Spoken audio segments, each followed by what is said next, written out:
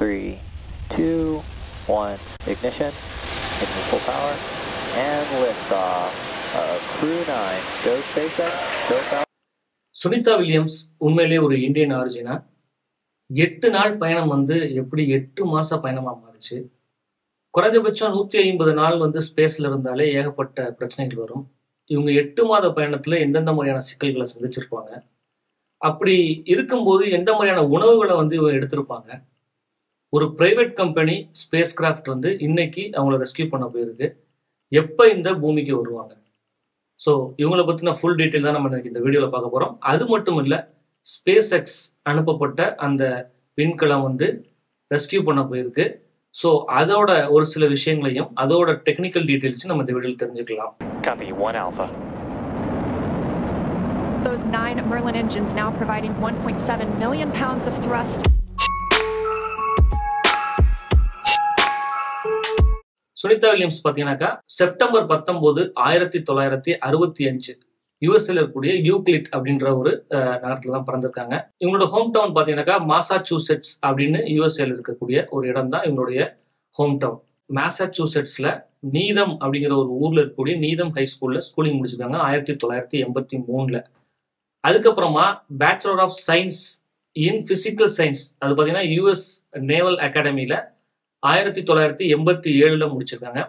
அதுக்கடுத்து master of science in engineering management Florida institute of டெக்னாலஜியில பார்த்தீங்கன்னாக்கா 1995 முடிச்சிருக்காங்க. 1998 நாசாவால இவங்க ஒரு ஆஸ்ட்ரோநாட்டா ரெக்ரூட் பண்ண போறாங்க. அதுக்கப்புறமா இவங்க 2 மிஷன் போறாங்க. இப்போ ஃபைனலா போன மிஷன் எப்போ அப்படின்னு பாத்தீங்கன்னாக்கா ஜூன் 5, 2024 போயிருக்காங்க.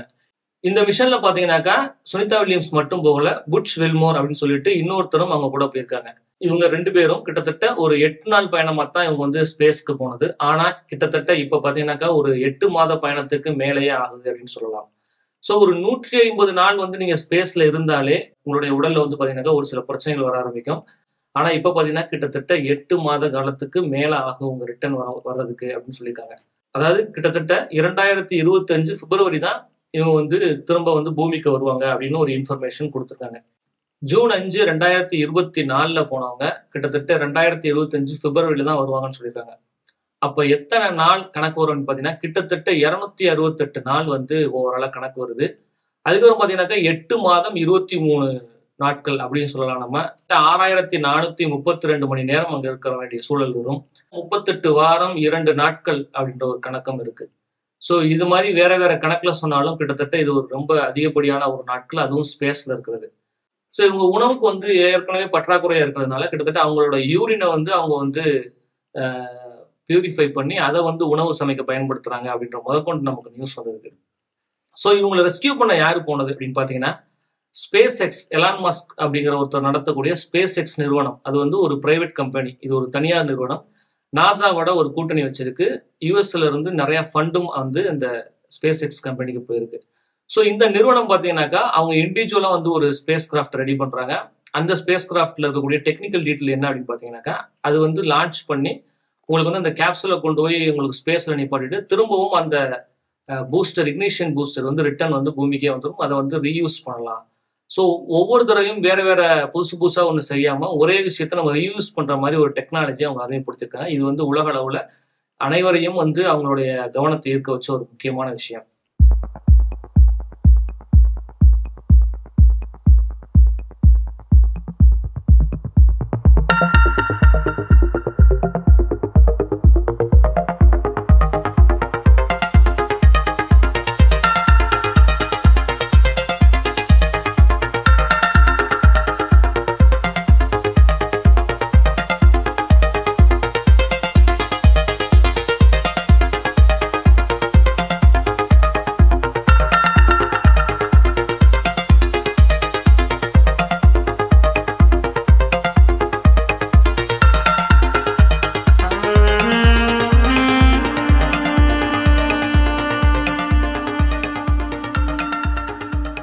ஸோ இதே மாதிரி ஒரு யூஸ்ஃபுல்லான இன்ஃபர்மேஷனோட அடுத்த வீடியோ நம்ம சந்திப்போம். தேங்க்யூ ஃபார் வாட்சிங்.